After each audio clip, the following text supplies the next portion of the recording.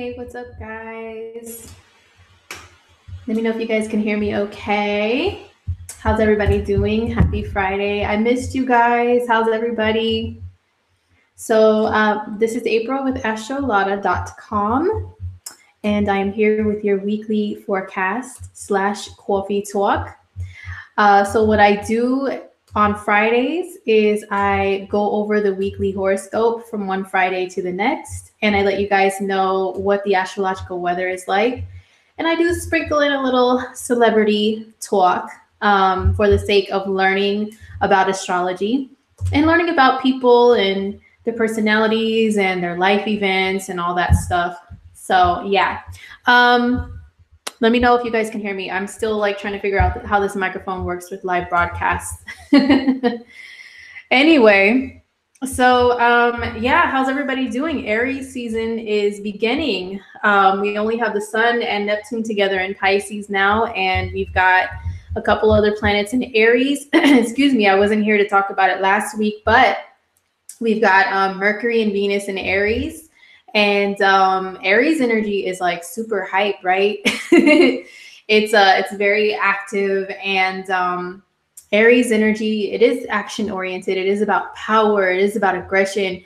Venus represents women. And do you guys notice that every year when Venus is in Aries, there's always like, there was like International Women's Day yesterday. I didn't really know it was a thing, to be honest. International Women's Day.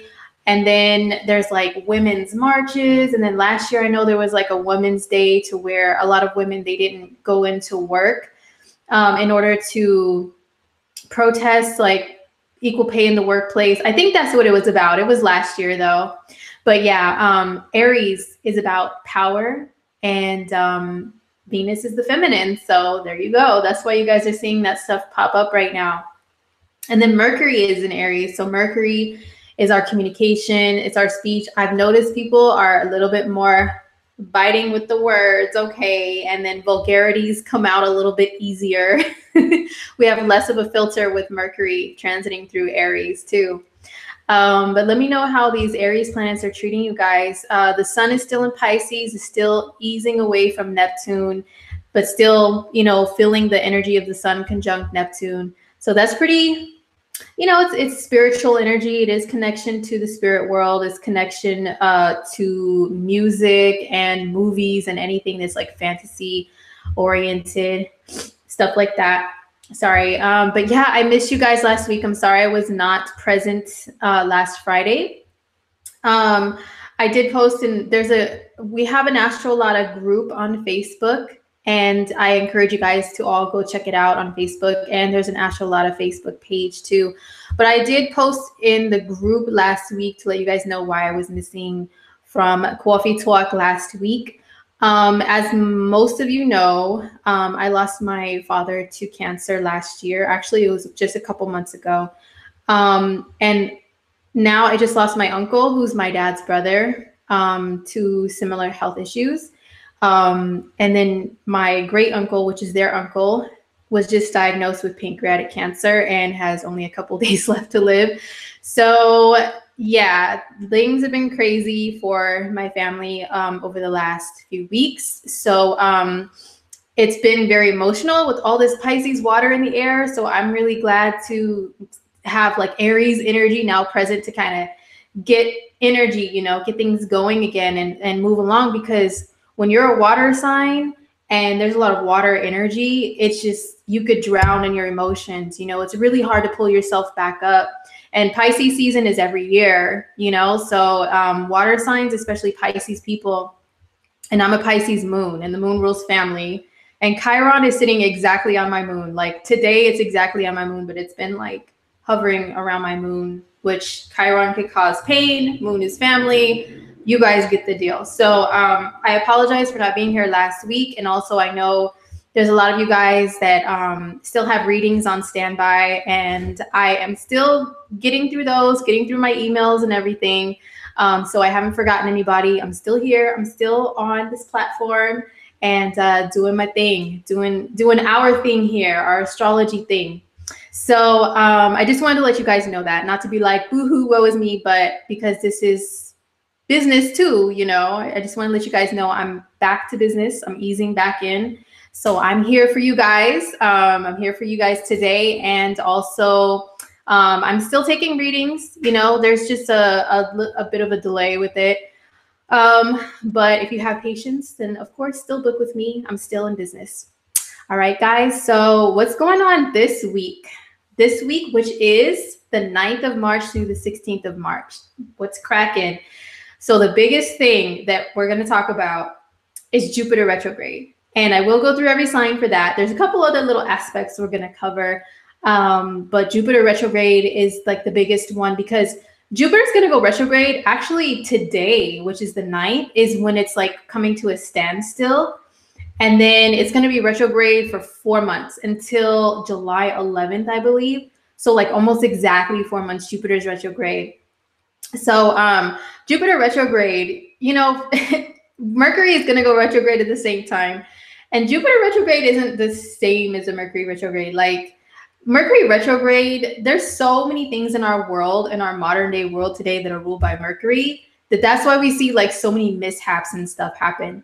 Jupiter retrograde, since it's a further away planet for one thing, and it rules different things, you don't really see, it's nothing to freak out about, okay? I think Lada spoke about Jupiter retrograde probably in one of her recent horoscope videos. And, you know, so she even said, like, it's Jupiter coming closer to the Earth. And Jupiter brings opportunities. So there could be opportunities to bring some things back, like opportunities that were missed before are being presented again. So I'll go through every sign and let you guys know where that is for you. So it's kind of like Jupiter slows down. Yeah, it slows down. So new opportunities may not pop up as much, but previous ones or like a chance to review some things to like go after or whatever, that'll be present with Jupiter retrograde. Excuse me. So, oh yeah, and I am glancing at the chat, and you guys are very, very sweet. Thank you very much. Excuse me. So, yeah, so we're gonna go through Jupiter retrograde for every sign. What else is popping? Okay, Mercury is in shadow right now. Okay, it is in shadow. So you know how Mercury is gonna go retrograde on the 23rd of this month of March. But the madness begins before that. And I know some people will be like, boo, thumbs down, you're negative. No, I am honest. Okay, I'm completely honest about the good and the bad of every transit through every sign and everything. Mercury retrograde, yes, it does cause some madness. The madness, you mostly see it if you haven't really thoroughly gone over things or taken the proper precautions for things, okay? Mercury retrograde, yeah, there's some things that could just be a little out of whack and it's kind of out of your control. But then there's a lot of things that you do have control over that you could prevent from having some crazy stuff happen during a retrograde. So, but the shadow period is like a couple weeks before Mercury retrograde, where Mercury is like preparing to slow down. And you will see like already Mercury retrograde stuff like popping off, okay? It begins like a couple weeks before. So yeah, Mercury's in shadow, it's in Aries. So wherever Aries is in your chart, I'll go over Mercury retrograde in detail for every sign when it's like the date of Mercury retrograde, like when I'm gonna cover that week. But I'm just letting you guys know, to be forewarned, this is be forearmed, that it's in shadow. So that means, wherever Aries is in your chart, you know, if you look up your birth chart, that's where you need to make sure everything is tuned up, tightened up, you know, it's in order. You have things prepared, you have things, what's the word? What's the saying?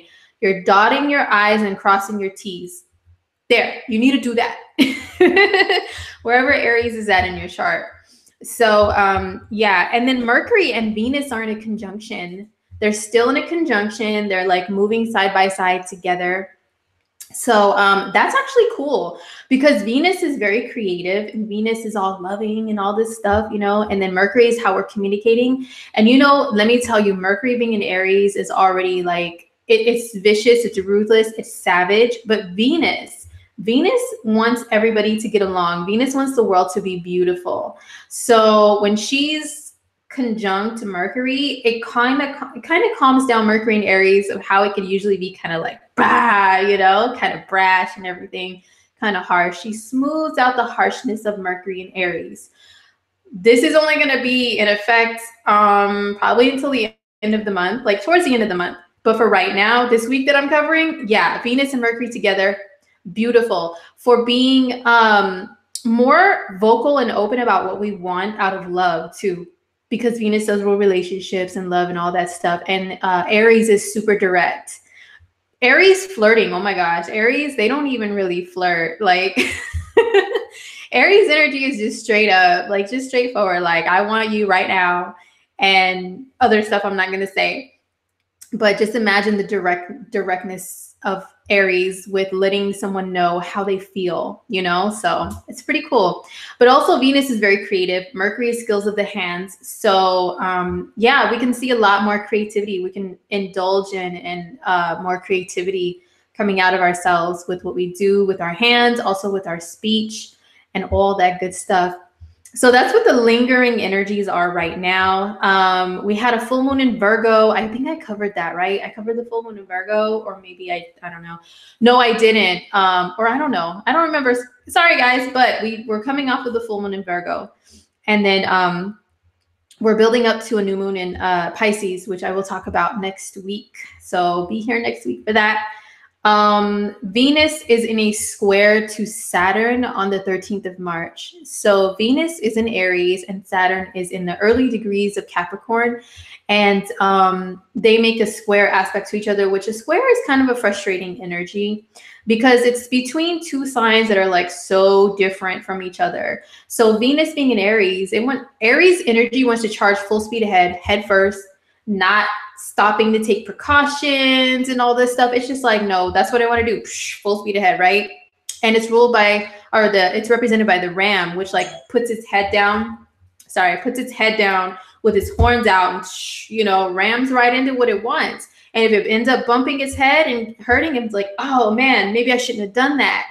Oh, well, let's do it again. Boom, you know? So anyhow, that is Venus in Aries. It wants to just go full speed ahead with Venus ruled things, which are usually love and money, which is what like people are mostly concerned with these days, love and money. So head first, right?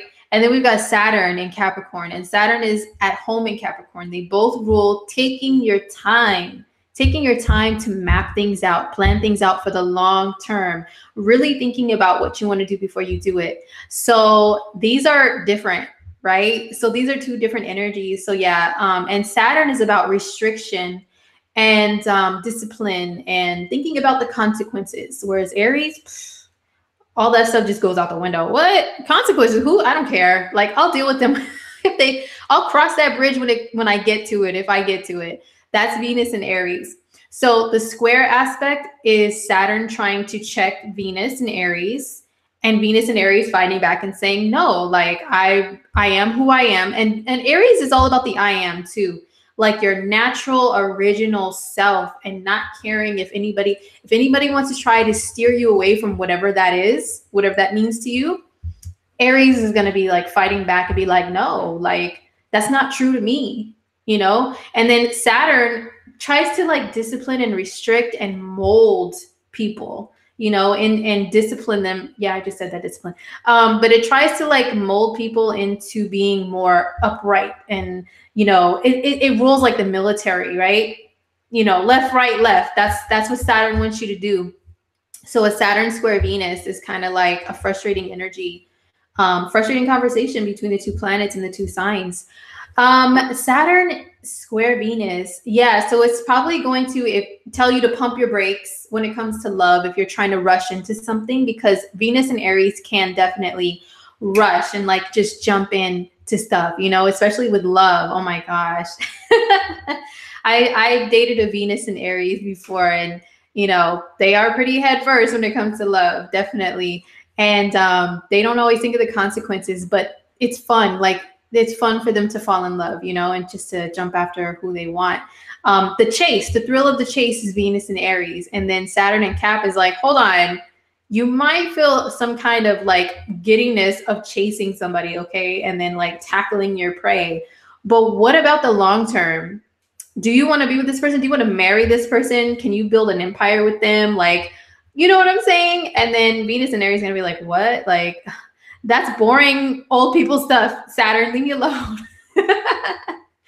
So yeah, that's kind of the conversation that's going to be happening between the two planets. And that's on the 13th when it's like exact, but we're kind of already building up to that. But just in general, yeah, it can have us just thinking about the long term when it comes to love, when it comes to money, asking us questions about our plans. You know, are we serious about things? Or are we just trying to play and skip along and then move on to the next thing? So yeah, just keep that in mind this coming week. And a lot of people can start asking those questions to people that they're in relationships with, like, what are we trying to build here? Building is Saturn, right? What are we trying to build? What are we doing as far as like commitment? You know, stuff like that can come up. So yeah, that's what's going on. And those are pretty much like the energies that are going on that are like the most major besides Jupiter retrograde. Not too much, but yeah, let's see, how long's left? I'm going to see what you guys are saying in the chat, and I'm going to take a sip before I get into your Jupiter retrograde horoscopes. So let me see what's going on.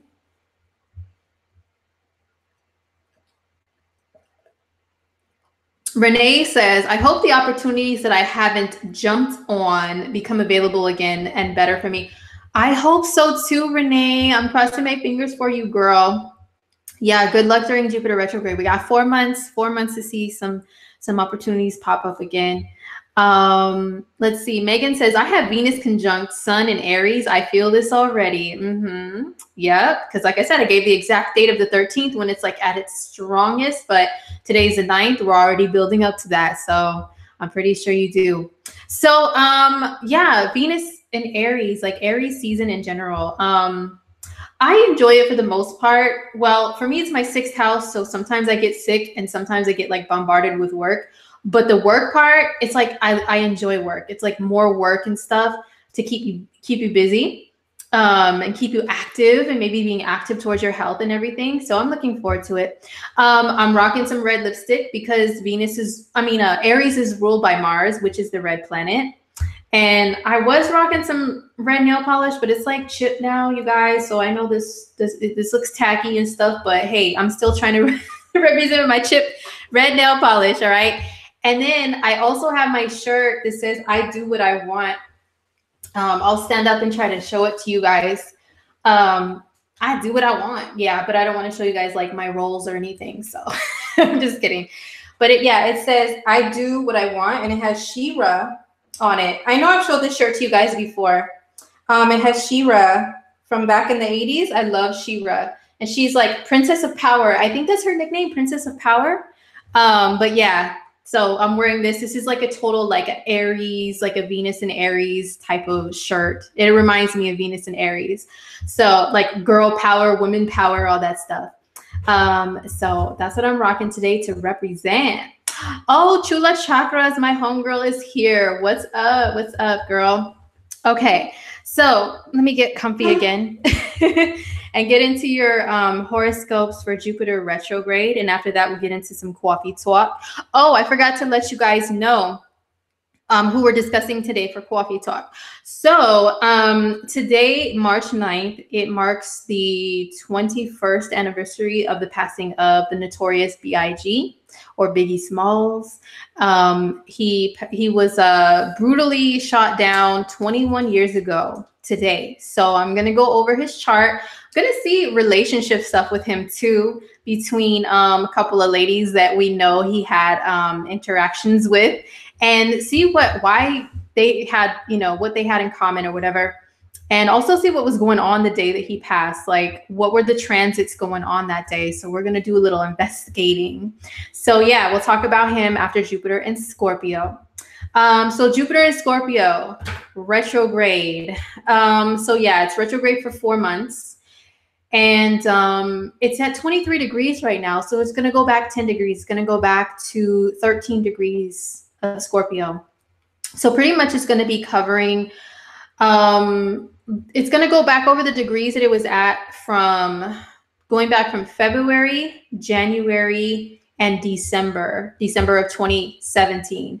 So if you had anything pop up wherever Jupiter is transiting at for you personally, wherever Scorpio is in your chart, if you had any opportunities or stuff pop up, but maybe you said, nah, for whatever reason, or it slipped out of your hands for whatever reason, well, this is the time to go, maybe something could pop up. Mainly from December, January, and February. So just think back to that. So let's get started. So where is Jupiter retrograde affecting each sign? So let's start with Aries. So Aries, this is your 8th house. So this is your 8th house. The 8th house is money that you earn with other people or from other people. So it is like collaborating with others, like on a business venture and getting money, or if you have people employed underneath you, or if you receive money from another resource like the government, or like taxes, or also I have seen sometimes when Jupiter is transiting the 8th house, some people, they get earnings from a lawsuit. Like they have been waiting on like a settlement or something, and then they get like settlement money. That's also the 8th house. The 8th house is taxes as well. So if, some of you Aries people are waiting on your taxes, you had some delays or something, maybe you have to go back over some things with your taxes. And then maybe you can see some better results, But also the 8th house is it's trauma that we hide away in our own mind, in our own subconscious, and we stash back there. So any Aries people, if you have any of that, it may actually come back up. It may come up, but it's coming up for review in order for you to heal from it. So this could be a good time if you feel like maybe you've tried to get some type of therapy or some type of help for something that's been bothering you and dwelling back there, and it hasn't really worked. Well, maybe Jupiter retrograde is like, you know what? Maybe I'm going to see a different therapist. Maybe I'm going to try a different method of therapy or healing or whatever. And that way, and so it's going back over those things for Aries people. And it's also intimacy. The 8th house is intimacy. So Jupiter in the 8th house, this could be a time where you're reviewing things in regards to intimacy, like whether or not your intimate relationships are truly satisfying to you. And if they're not, well, what can you go back over to figure out, like, how can I get more of that out of life, of what I really truly want. And yeah, opportunities for collaborations that bring you money. That could also be something that comes back to some of my Aries people. But yeah, like I said, like not like brand new opportunities. They're probably not the best to pursue during a Jupiter retrograde, but like older ones, like say you had an opportunity to collaborate with someone on a business venture, and you guys just kind of left it on the back burner. But now Jupiter retrograde is the time to be like, yo, let's get this thing going, like that we said we're going to do like a while back, and maybe then start to kind of proceed with stuff like that. So that's for Aries people. So next up is Taurus. Taurus, sun, moon, or rising. How is Jupiter retrograde in Scorpio affecting you guys? So this is in your 7th house of relationships. So for Tauruses, yeah, this could be, well, any retrograde in the 7th house can bring old relationships back from the past, like people that you had a relationship with. It could bring them back one way or another, whether that's in memory or whether that is in person or over the phone, or like some type of way to contact you. They may pop up and say, what's up, Or if you're already in a relationship, this could be if you guys wanted to take things to the next level, but you're like back and forth on the fence about it. Maybe the retrograde can bring it back up again. Like, so are we going to be committed, or are we going to get engaged or married, or whatever we want our relationship title to be? Reviewing that. Jupiter retrograde in the 7th. This is also opportunities for collaboration. Maybe not so much for money, but just collaborations on any type of business project and stuff with another person, maybe just for the sake of gaining popularity, gaining recognition together, like joining forces with somebody that, you know, you guys know that it's going to be like a big deal, like for people to see you together doing something. So that's Jupiter retrograde in the 7th for Taurus. Yeah, it's mostly just relationship stuff, reviewing it. And Jupiter is about like happiness in a way, you know, in a way it is. And so going over what makes you happy in a relationship, what can make you feel just like super overjoyed in the heart, you know, relationship wise.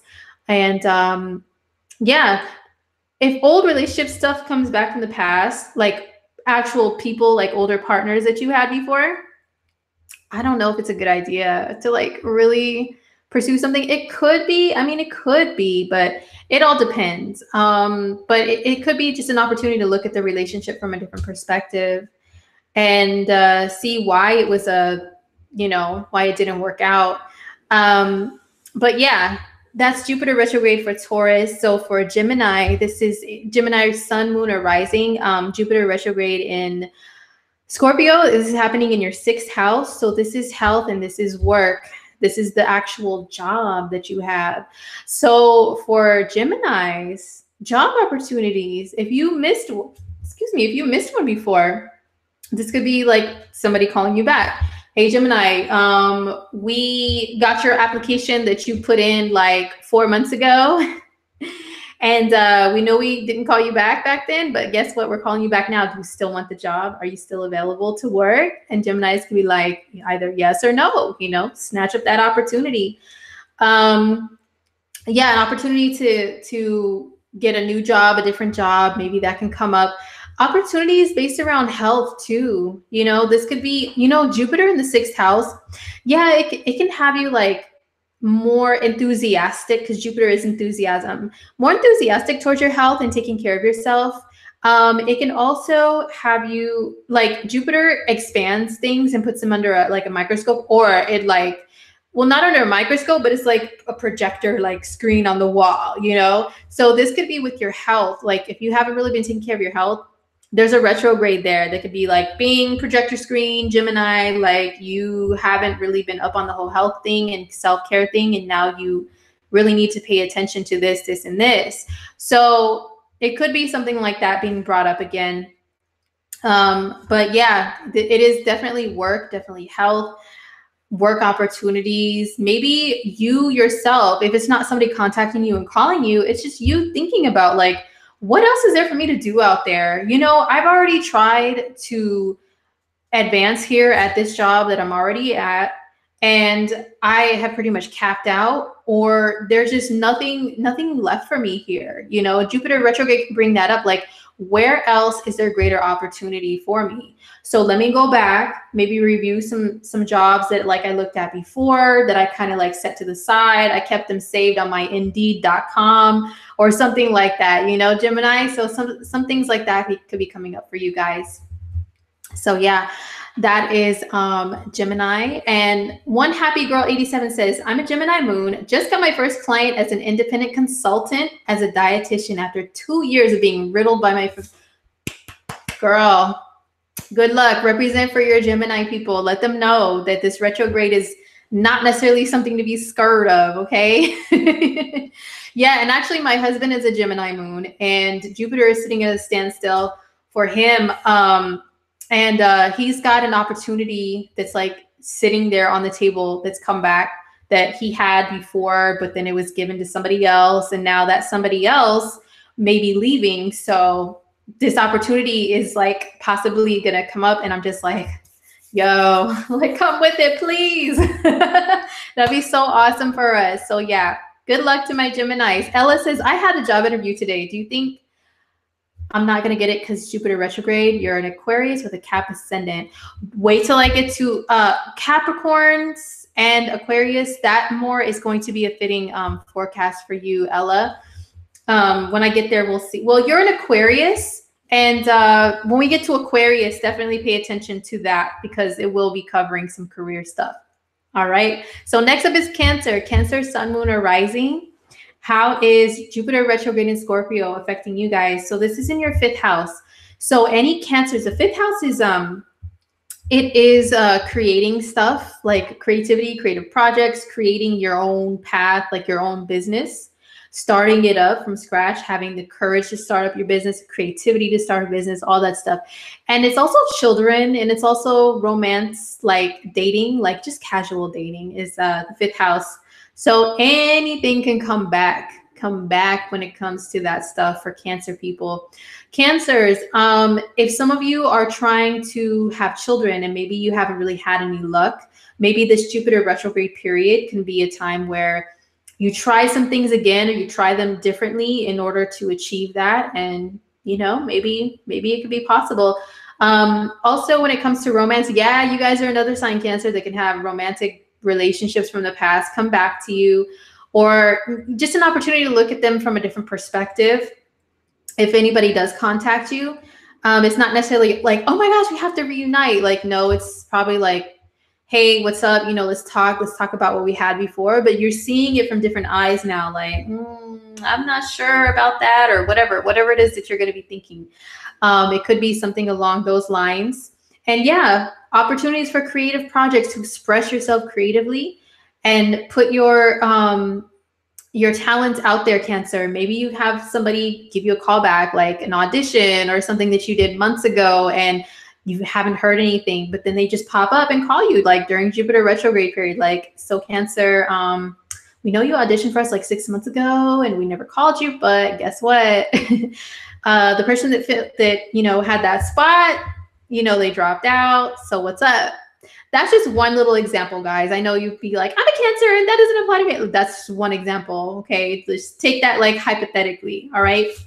So yeah, anything creative, children, dating, any of that stuff can be brought back as far as opportunities. And yeah, I would say, you know, I kind of have mixed feelings about like if somebody comes back as far as dating during a Jupiter retrograde, if you should pursue it. It all depends on the situation, honestly, but you will be looking at it differently. And it's really up to you and your circumstances whether or not you should actually pursue it. A Jupiter retrograde, I would say, isn't as bad as like getting back together with somebody during like a Venus retrograde or Mercury retrograde or something like that. But yeah, still be kind of iffy about it. You know what I'm saying? You know what I mean? All right. So next up is Leo, sun, moon, or rising. How is Jupiter retrograde in Scorpio affecting you guys? My bad, Leo. So this is in your fourth house. Interesting. So fourth house, this is your home life. This is your family. You know what? The fourth house is also said to be vehicles because it's your property. Like your home's your property, vehicles are your property. I'm just thinking about that because my mom is a Leo rising, and she is waiting on her car to be fit out of the shop. And so maybe during Jupiter retrograde, maybe it can like, there can be a possibility of like it finally being complete and out of the shop. I don't know. But yeah, I just thought about that because fourth house is said to be vehicles sometimes too. Third house could be vehicles too, because that's how you actually get around your city and your town and all that stuff. But anyhow, fourth house. So some of you guys actually may be traveling, Leos, traveling back home for the sake of family. Actually, my mom is a Leo and she is doing that. She is going to be doing that next week. The circumstances aren't really the happiest. Not all of them are, but still it's travel, which is Jupiter, back home to family, which is the fourth house. So a lot of you guys can be doing that, and maybe it can be for more like a celebration or something. So that could be pretty cool. Also, opportunities to buy a home, to move to a new home, to make some improvements in your current home, Leo. Those can come back to you. But of course, because of retrogrades, you want to be like careful. You want to read all the fine print and all that good stuff. You want to be cautious. But yeah, if it's like brought back, you know, an opportunity that's brought back, definitely look into it. You know, it could be something that's to your advantage. Oh my goodness. Chula Chakra says, my mom is a Leo rising. Yeah. So let us know, Nikki, does your mom as a Leo have any like of this fourth house stuff? How's Jupiter in the fourth house treating her? You know, let us know in the chat. So, Yeah, and also opportunities to expand your family. You know, Leos are another sign with Jupiter ruling expansion. If you want to expand your family, that could mean by having children or something. You know, maybe it hasn't really been working out or manifesting, and maybe now, you know, with the retrograde, it can show you a different way that you can do things in order to make that happen, whether it's adoption. You know what? I do follow a YouTuber, and she has been trying to conceive, and she's also been trying to adopt. So I think she said that like they are almost done with their process of being approved to adopt. And I'm just waiting to see if maybe during Jupiter retrograde, if like maybe an opportunity does come back to them, you know, because they have been trying with little success, from what I know. So yeah. Oh, Chula Chakra says she recently got a new kitty. Oh, okay. Well, pets, I guess, could be fourth house too, because you consider them family. If you consider them like family, then yeah. That's very cute. All right, so that's Leo. So next up is Virgo. Virgo, sun, moon, or rising. How is Jupiter retrograde in Scorpio affecting you guys over the next 4 months? So what's coming back to you guys? So for Virgos, this is your third house. The third house, it does deal with communication, okay? It also deals with, yeah, it does deal with vehicles and stuff. My mom is also a Virgo sun, and that the whole vehicle thing applies to that too, like being able to actually drive around, which will be great. It'll take some stress off of me being the family taxi, you know what I'm saying? So good luck with that. But third house, yes, it can be short distance travel. So Virgos, if there's like some place that you have wanted to travel, some places, because this is over a wide span of 4 months, places that are around your city, around your vicinity, like not too far from where you live, like different cities around you. You know what? I want to go explore them. There's like a place that I've been to before, or I wanted to check out, and I put it on the back burner, or I went there only once and I want to go back. Like, let me go there. Like, places nearby where you can go hiking. I mean, well, in some areas of the world, it's the springtime, or the springtime is beginning. So, and we will be in spring over this Jupiter retrograde period, spring and on into summer. So yeah, some traveling, some cool places, like going back to some places that you really liked and you want to return. So it could be something like that. Yes, or an opportunity for a vehicle too. Like, say, for example, if there is a vehicle that you really wanted, you just kind of put it to the side with like buying it or whatever. Or maybe like somebody was like, oh no, it's already been sold or whatever. I don't know, just throwing some scenarios out there. Then maybe you can come back, you know what? The purchase didn't go through. So did you still want this vehicle? Something like that. You know what I'm saying? Something like that can go on with a Jupiter retrograde in the third. But yeah, it can be a journey back to an old neighborhood too. Like the third house rules neighborhoods. So if you have an old neighborhood that you grew up in, you'd like to go visit, you know what I'm saying? That could be Jupiter retrograde in the third too. So that's for Virgos. And let's see. Da-da-da. Oh my gosh. Chastity says, I was just in a car accident a month ago and I'm a Virgo. Oh, wow. Well, maybe some good can come out of it, Chastity. Maybe during Jupiter retrograde, you can have an opportunity to get like a sweet new vehicle. You know, maybe it's a blessing in disguise. I'm hoping. So next up is Libra. Libra, sun, moon, or rising. How's Jupiter retrograde affecting you guys over the next 4 months? So this is in your second house. So this is money. Okay, so Libras, if there were any opportunities for you to make more money, whether that's like a different job that you wanted, like a job opportunity that you went after, you were turned down or something like that, maybe you might get a call back, you know? And remember, this is Jupiter retrograde is going to retrograde back over the same degrees of the last 3 months. So more than likely, it's stuff from the last 3 months can be coming back to you. It could be some stuff that's been in the realm of Scorpio in your chart in general, yes, which is back to October of 2017. But more than likely, it's going to be like from the last 3 months, though.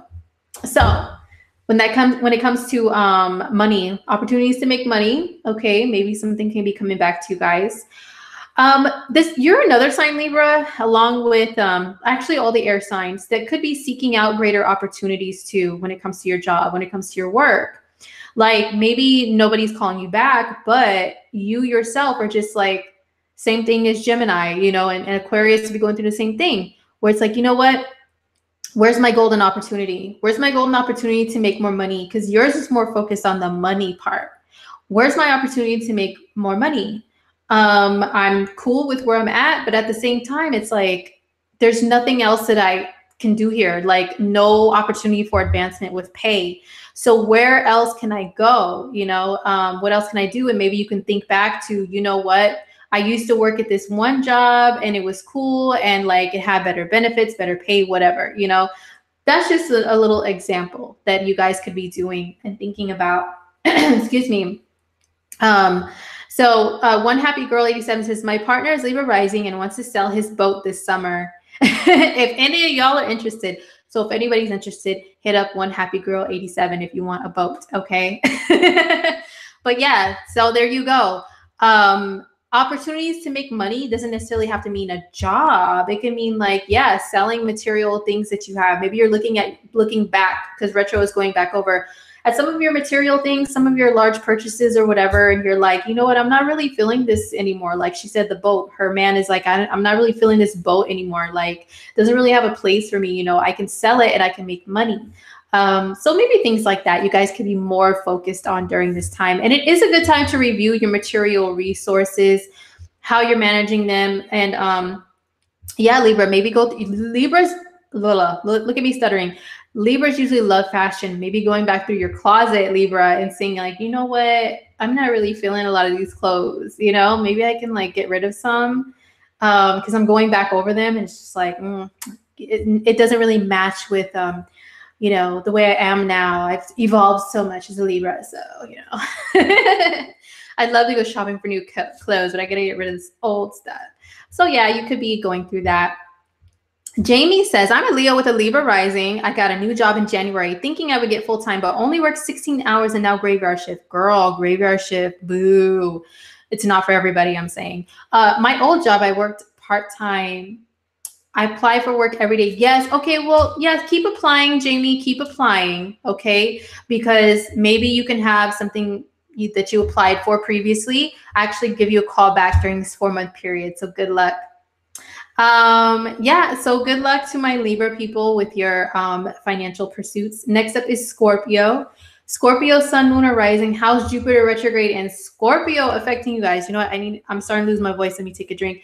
While I take a drink, let me show you guys my cup. It's not a new one, but this is my boss lady cup, the boss, because Venus is in Aries. Aries is a boss sign, okay? It's like aggressive, getting things done, taking charge. So I'm really feeling that right now. So this is my cup for today.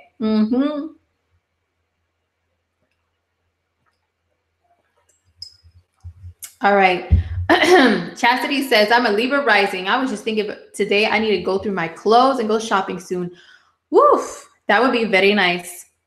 Okay, so Scorpio, now Scorpio, sun, moon, or rising. Jupiter retrograde in your sign over the next few months. How's it affecting you? So pretty much anything, any opportunity, especially an opportunity to really make a mark in this world as you yourself, your true authentic self for Scorpio, because this is the first house, the house of me, myself, and I, my true self.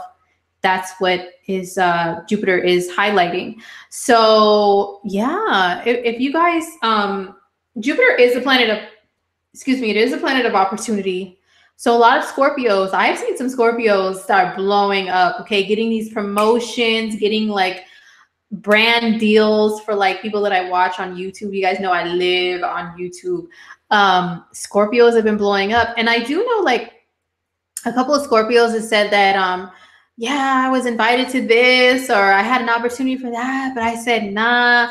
And I'm like, I don't know, girl, you might be thinking about, they might call you back. You might rethink it with Jupiter retrograde. You know, you might want to rethink those opportunities and maybe actually like go after them, you know, to get yourself out there, get your name out there a little bit better, a little bit more. Excuse me.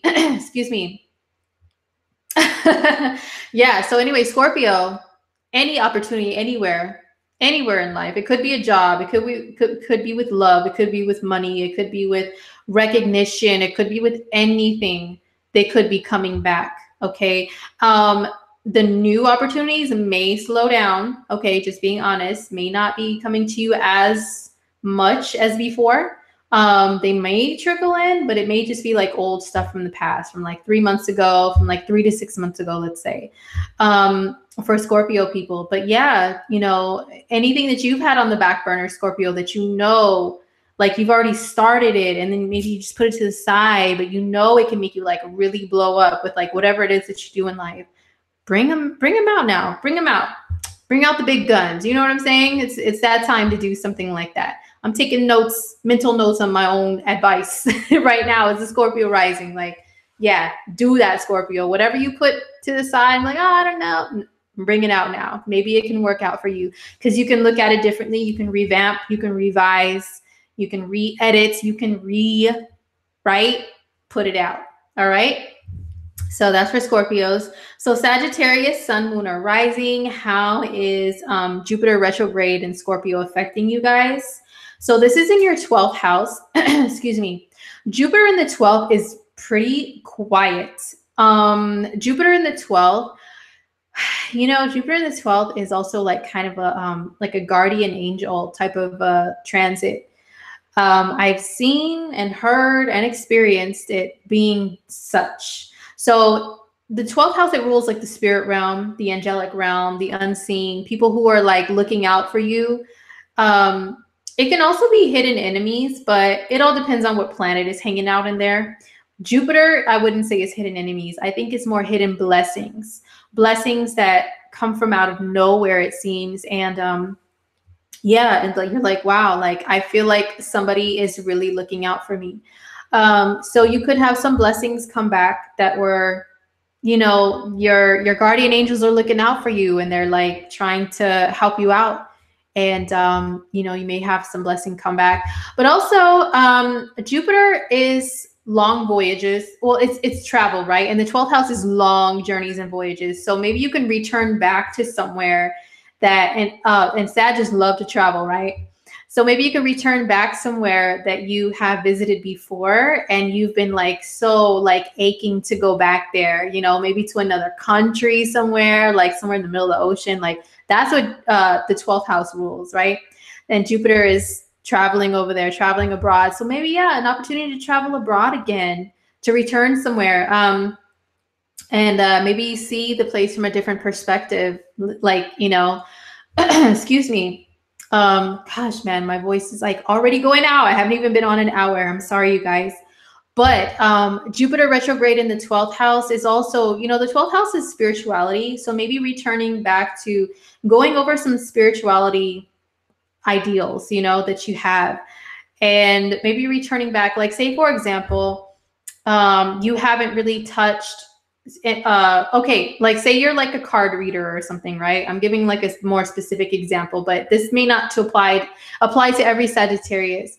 Like for example, there was a period of time where I didn't even pick up my cards, like tarot and angel cards. I didn't even pick them up because there was just so much going on in my life. I didn't have the time to pick them up. But a retrograde back in the 12th house of like spirituality, divination, and all that stuff, maybe you can relearn some things because Jupiter is learning, or you can go back and pick it up again, like astrology, tarot, numerology, any of that stuff. The 12th house, it does rule ways in which you can get away and relax and meditate and stuff like that too. So maybe reviewing like, how can I better do some practices that can help me to do that can help me to meditate, that can, you know, maybe I can return back to like this Reiki master I visited before and, you know, get some more treatments and stuff, returning back to stuff like that. So that is for Sagittarius. So good luck, Sag. Next up is Capricorn, Cappy, Sun, Moon, or Rising. How is Jupiter retrograde affecting you guys? So this is in your 11th house, and the 11th house, you know, the 11th house is friends. It's people that you hang out with, that you have like-minded interests. I call it your fellow aliens because it's like uniqueness. And then you find people who are unique like you. And I know that sounds like a contradicting statement, but you find people that are unique like yourself. So anyhow, yeah, this is Jupiter retrograde there. So maybe some old friends or opportunities to visit and travel, which is Jupiter, to see old friends from before that maybe you haven't really hung out with in a long time for Capricorn people. And somebody had, I'm only seeing the chat like roll by really fast, but I did glance over and see somebody said, I'm a Capricorn and I'm tired of hearing about love or something like that. Look, Jupiter retrograde is not in a spot of love for you guys. It's more of like the whole friendship thing, and also opportunities to network with people for the sake of business. It can be for the sake of business, that maybe you had an opportunity to join like some specific group or organization that could help to boost your reputation or your business in some sort of way. Maybe you turned it down, maybe you put it to the side, or maybe you didn't get accepted in. But when Jupiter's retrograde, maybe it's a time where they can contact you again and you can look at it and see, do I actually belong there? Do I want this opportunity or no? You know what I'm saying? Hey, Rahul says, I'm visiting my old friends tonight after work. Oh, hey. So you must be a Cappy. Let us know where your Cappy is at. Hey, Rahul. The snot ball. The snot ball, that's an interesting name, says, forget those people. We want that money. Capricorns, oh my gosh, of course. Capricorn is an earth sign. The earth signs rule money. Okay, so yes, this is also gains. It said that be gains like that you can receive from your hard work and recognition. That is also the 11th house. So yes, some Cappies can be receiving that. My husband is a Cappy rising, and he has an opportunity to have like this really big position. Oh my God, guys, you don't know how much I'm praying, crossing my fingers for my Cappy with that. Any other Cappies out there? Let us know. Are you getting any type of opportunities for like, gaining like a really prestigious high position or respect or something, you know, amongst your group or your company or whatever? Let us know. But yeah, you guys can have that come back over the next few months. But yeah, it could be as simple as friends, old friends coming back. You know what I'm saying? More so along those lines, or visiting old friends. So that's for Cappy. So next up is Aquarius, Sun, Moon, or Rising, House, Jupiter, retrograde in Scorpio, affecting you guys. Well, this is happening in your 10th house. So somebody asked earlier about Aquarius, Aquarius and some sort of like opportunity and stuff. Yes. Okay. So this is your 10th house, which is your career, which is your title. Like when people say your name, what do they say after that as far as what you do for a living? Or if you have any of those fancy little letters after your name or any of that stuff, that's the 10th house, okay? So yes, Aquarians, if you had something that you went after, a role, a title, position, promotion, anything over the last several months, maybe you didn't get it, maybe you haven't heard anything back, maybe now you'll hear something back. Or maybe it'll come back to you, but maybe you'll look at it and be like, you know what they're offering me, I thought I really wanted it, but guess what? I think there's something better elsewhere. Let me review this a little bit and decide if it's even still for me, or maybe let me give them a counter offer or something like that, because I saw this other job that, they're going to be paying me like way more. So, just stuff like that. Just little examples of what can happen for my Aquarius people. Opportunities to be seen, noticed, and recognized that maybe could have been missed before, excuse me, could be coming up for Aquarians too. This could also be like things that you guys have put on the back burner as well.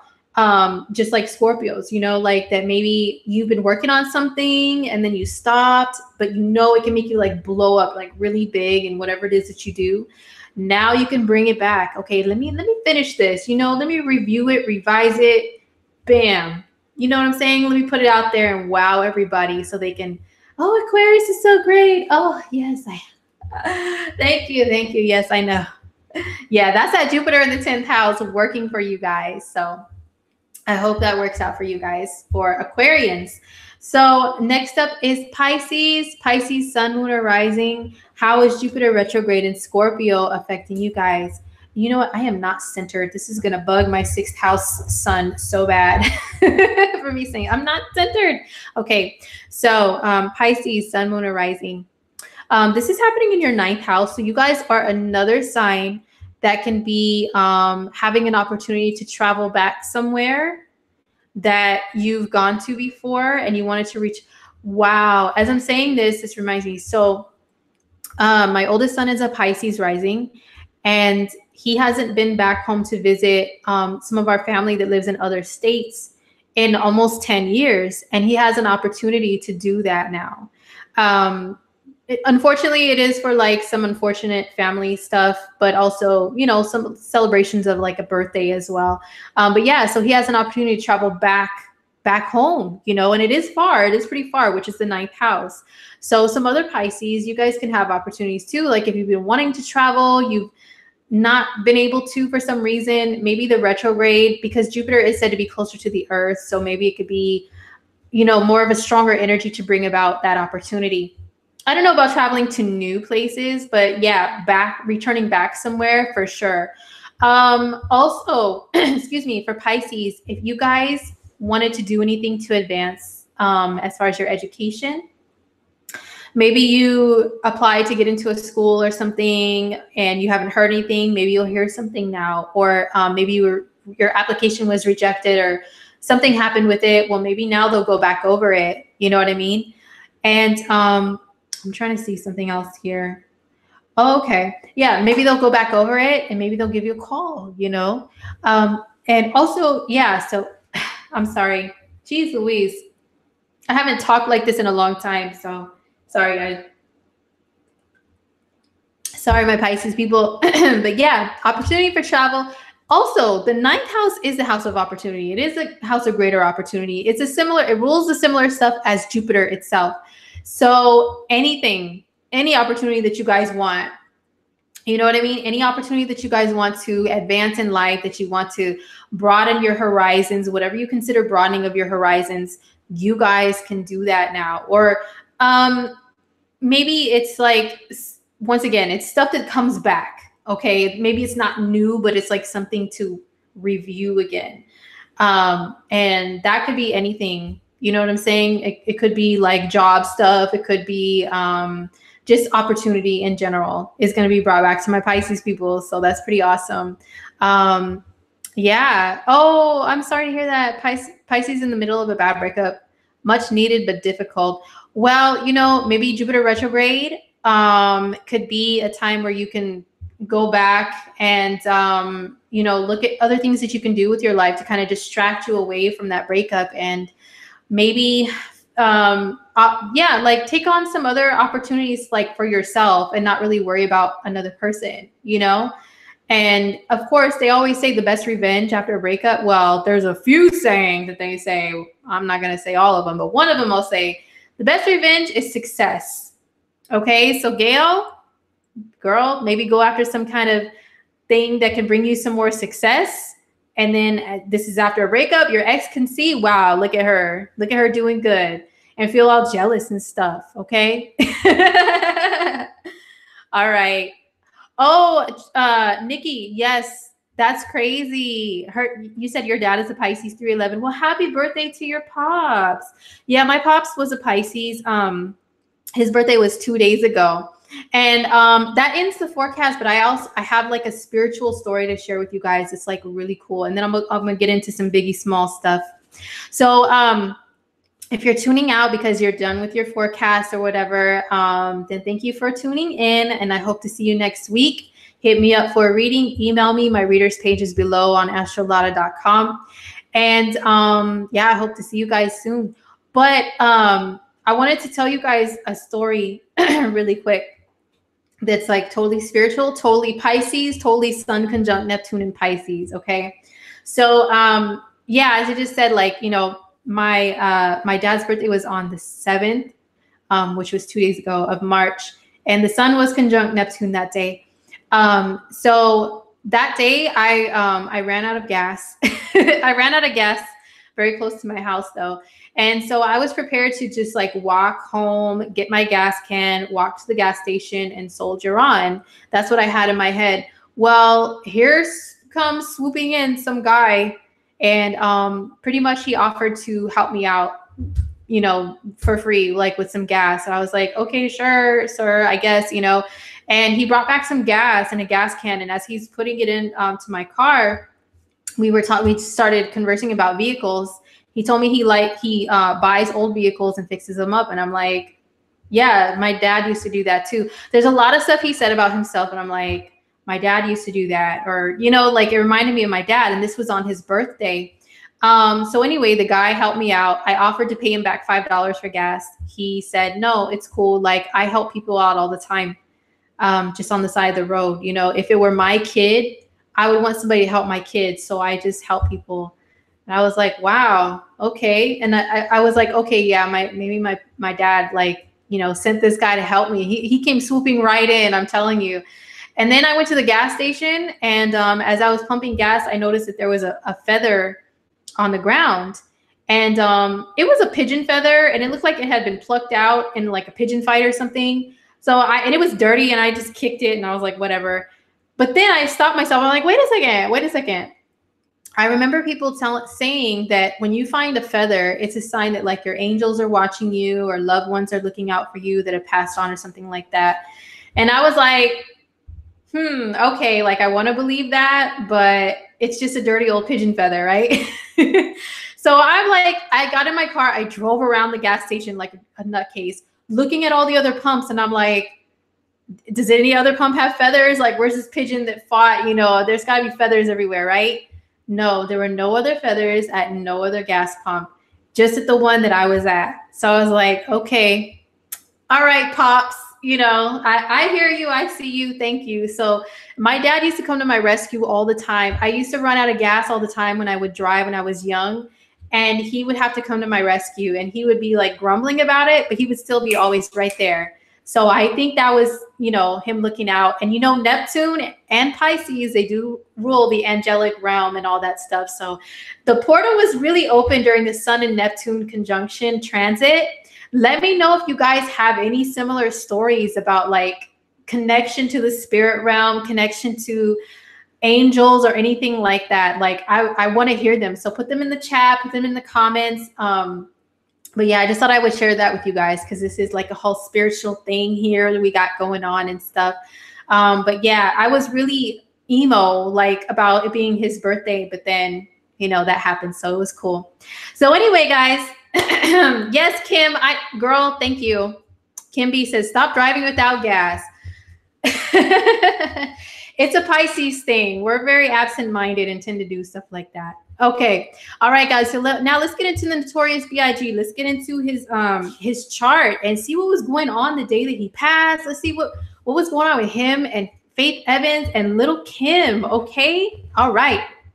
So let me pull up his chart and let me go into screen sharing. So I pulled up. So now I don't know the Notorious B.I.G.'s rising sign.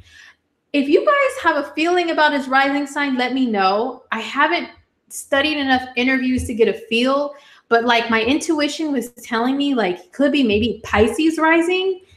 I don't know. Let me know, guys. But I have his chart pulled up, and I have it pulled up for 6 a.m. for a solar chart because we do not know his birth time. That would be cool to be able to get that. So if his mom's is watching, hit me up. Let us know Biggie's birth time so we can do a more accurate, analyzing of his birth chart. All right. Okay. So let's take a look at Biggie Smalls. So for those who don't know, Biggie Smalls, Notorious B.I.G., Christopher Wallace, he was a rapper, and he was very popular in the 90s. Well, he passed when he was only 24, about to be 25 years old. So his career actually was pretty short, but he only put out a couple of albums, but the ones that he did, they did very well. They were so popular, still popular to this day. He really made his mark on American music. So, and also internationally too. I watched some interviews with him where he was in Amsterdam and other countries, and they knew all the words to his songs. So I can't just say American. But anyhow, so this is his chart. Let's take a look at his personality real quick, and then we'll look at some relationship stuff and what happened the day he passed. All right, so Biggie Smalls. So first of all, he's a Gemini.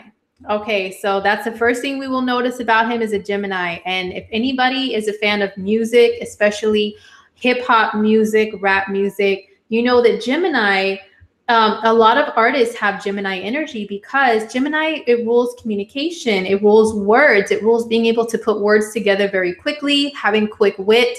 So it's ruled by Mercury, and that's what Mercury rules. So yeah, he's a 0-degree Gemini sun. So his sun is at the very early degree of Gemini. So it's like the very sharp Gemini skills. You know what I'm saying? So he has a sun in Gemini. His sun is opposite Neptune.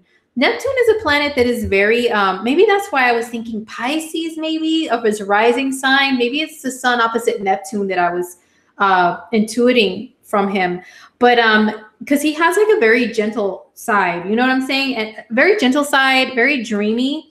And you have to be a big dreamer. You have to have these big dreams in order to become somebody who was as popular as he was, like in the arts. Neptune, it rules the arts in a way.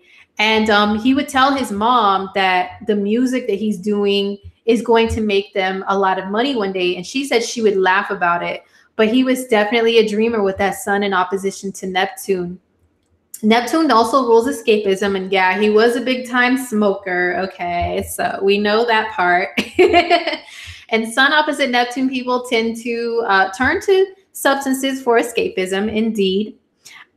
So his sun is conjunct Saturn. It's a wide conjunction, but it's still a conjunction. So this is probably why he's not like the quickest Gemini. Usually Geminis will talk really fast. Gemini rappers can rap really fast. But see, his Mercury is in Taurus, which is a very slow, excuse me, it's a very slow speaking Mercury. And then Sun conjunct Saturn. Saturn slows things down, slows people down. But also this was his determination to succeed too, to be a hard worker in his career. Saturn rules hard work, conjunct the sun. Definitely that combination is what gave him that. Also, he's a Virgo moon. And once again, we don't know his birth time. I'm thinking his birth time could be later though, because he does seem like a moon conjunct Pluto person.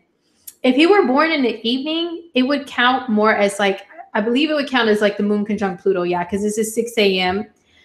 He would have the moon conjunct Pluto if he was born in the evening. So I think he probably was one because he talked about being paranoid. And, you know, a lot of his album names were talking about death.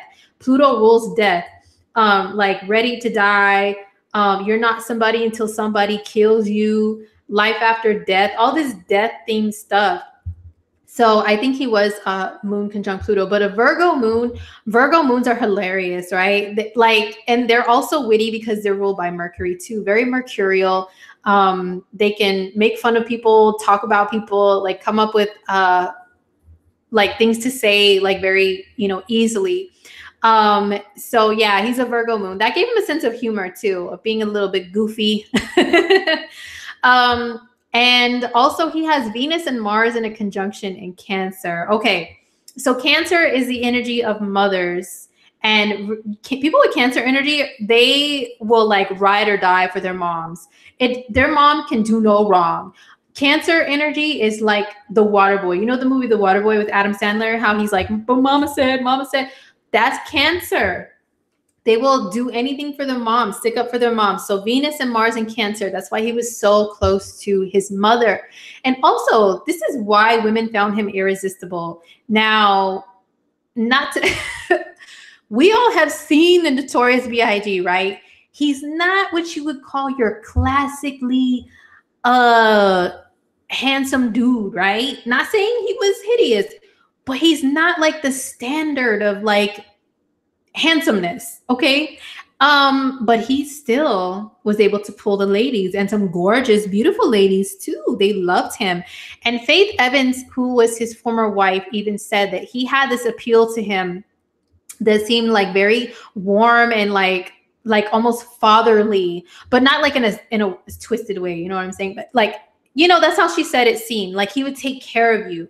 That's his Venus and Mars in Cancer. And also, you know, Junior Mafia was just, it consisted of like all his people from his neighborhood, like neighborhood friends, childhood friends, and people who have Cancer energy, you know, especially people who are in the hip hop world. When you hear them say, yeah, I've got my team around me and they're all people that I grew up with and or family, they usually have Cancer energy because that's their protective shell. Okay, is family, people that they know from their neighborhood, that they grew up with, they're comfortable with.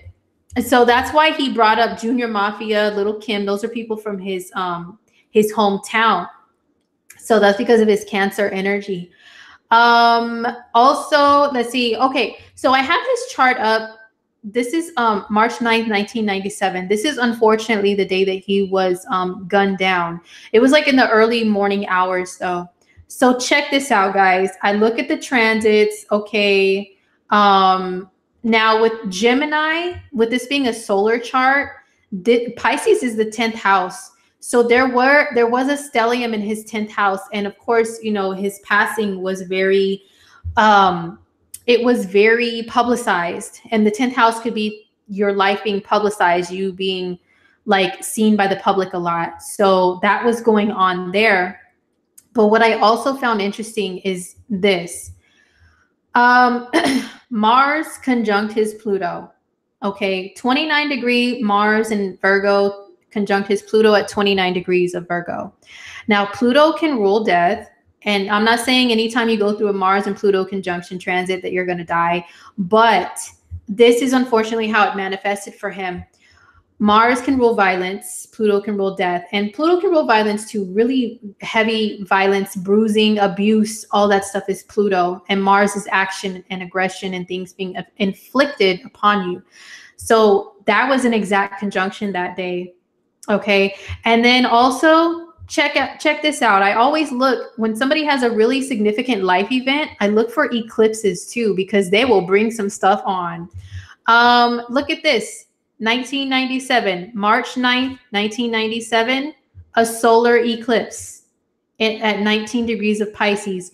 Now, in his solar chart, that's his 10th house of notoriety. But we don't know his birth time to know if maybe that could have been his 8th house. Like if he were a Libra rising, that could have been his 8th house. It could have been his 4th house if he were a, let's see, a Sagittarius rising. You know, usually an eclipse in the 4th or the 8th could signify like, you know, someone's passing sometimes, or maybe even the 12th, you know, especially because it was like hidden enemies and stuff. So maybe if he were an Aries rising, you know, that eclipse there could have brought those events on. Yeah, so that was pretty interesting about his chart. Another thing about his personality is he said that he's a very quiet and shy person. And I think that's because he has a Virgo moon and then he's got the sun opposite Neptune. A lot of people wouldn't think that with him being a rapper that he'd be quiet and shy. But I mean, those two placements can definitely bring that out. Okay, so now let's look at his relationship stuff really quick. So Faith Evans, here's the singer Faith Evans. They got married 8 days after they met.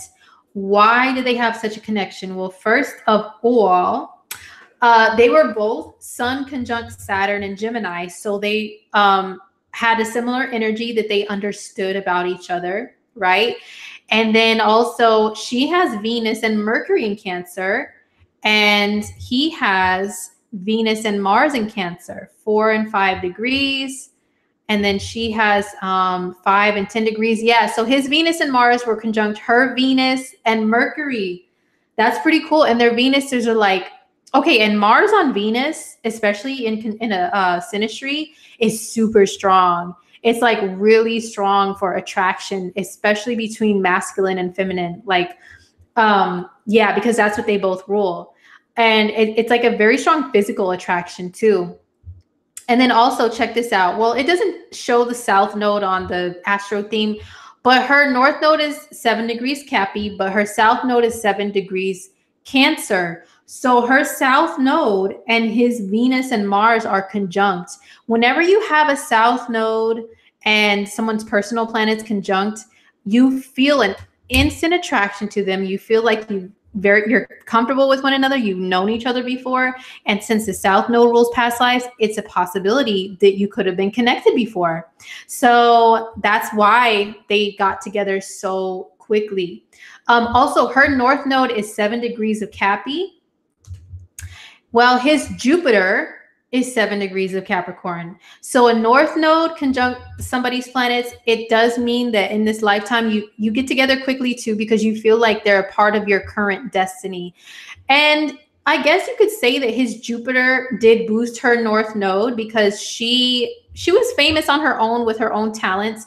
Yes, but she is always forever going to be well known as the wife of the notorious B.I.G. So that's that Jupiter and North Node conjunction. Now let's look at him and Lil Kim. So he was with Lil Kim. She says they had a special bond and everything. Did anybody see her on the Tyler, not Tyler Perry, what's the dude's name? Tyler Henry, the Hollywood psychic? Yeah, that was an interesting show. That's all I'm going to say. So anyway, Lil Kim, she is a Venus in Gemini. And although her Venus is not exactly conjunct his sun, they're in the same sign, Venus and the sun. So her Venus in Gemini got along with his sun in Gemini. And she also, look, she has Mercury in Cancer, Saturn in Cancer, Sun in Cancer. She's got that Cancer energy. And he has Venus in Cancer and Mars in Cancer. So Venus, especially for a man, is like the type of feminine energy he's attracted to if he likes women. So she definitely satisfies that with her having a Cancer stellium. She also has the sun. Well, it's a wide conjunction to Saturn, but still sun conjunct Saturn. So, you know, she understands the value of like hard work and all that stuff too, which he does as well. So you see the similarities between Lil Kim and Faith Evans with their charts. They have the sun conjunct Saturn, and they have planets in Cancer and Gemini. So that's why Biggie was very much so attracted to them. With him and Lil Kim, there's also another aspect to look at. So her Pluto is 4 degrees of Libra, and Pluto can rule like being uberly obsessed with somebody or magnetically attracted to them, to where you feel like it's so hard to separate from that person. And if you separate from them, it feels like dying, like, oh my gosh, like you lost a limb or something if you do. So you keep going back to them, or you stay stuck on them for a long time, right? That's what Pluto rules. 4 degrees of Libra. Check out Biggie's Juno asteroid. It's at almost 4 degrees of Libra, but it's at 3 degrees, 58 minutes, super close to her Pluto. So that's also another connecting factor with Biggie and Lil Kim. I think that was it. Yeah, that's all the notes that I had written down. Biggie also, he had the moon square Saturn. Where's it at? Yeah, moon square Saturn. This is why he absolutely loved his mama, okay, with all the planets in Cancer, but she put a lot of responsibility and expectations upon him because of that moon square Saturn. Saturn is responsibility. The moon is your mother. Squares can mean pressure or frustration. So she really put the pressure on him to be great and to be responsible. And with him having a north node in Capricorn, he has a south node in Cancer. So in his past life, he already lived that Cancer life of just being in the neighborhood. You know what I mean? Being in the neighborhood, being close to your family, only knowing close people that are immediately around you, and that's it. Not really venturing out too far into the world. In his early childhood, his mom would not let him leave the steps, okay? But then he started venturing out, which is North Node in Capricorn, going out in the world to achieve something great, to achieve a high status and notoriety, while still maintaining good relationships with mother and with family and people from your neighborhood that you're familiar with. So that's why his life was the way it was. And like I said, I wish we had his birth time. Oh my gosh, we would know so much more, wouldn't we? But yeah, so that was it, guys. That's what I had to say about Notorious B.I.G. And excuse me, hopefully you guys learned some things from me doing my celebrity coffee talk stuff. And thank you for joining me. I'm so glad to be back. I hope I may possibly be traveling for family stuff for like funeral services and stuff. Maybe I might be next Friday, but I'm not sure. I'll try to be back next Friday though. If I'm not, then I'll miss you guys and I'll be back as soon as I can. If you would like a reading from me, once again, I am really booked right now. I still have a lot of them to catch up on, but if you would like me to put you in queue to do a reading for you, a personal reading, then definitely hit me up, which is on astrolada.com. And it's in the description area and also the little I information button up in the corner. All right, guys. So take care. Have a wonderful week. Have a great weekend. And I will see you guys next time. All right. Peace.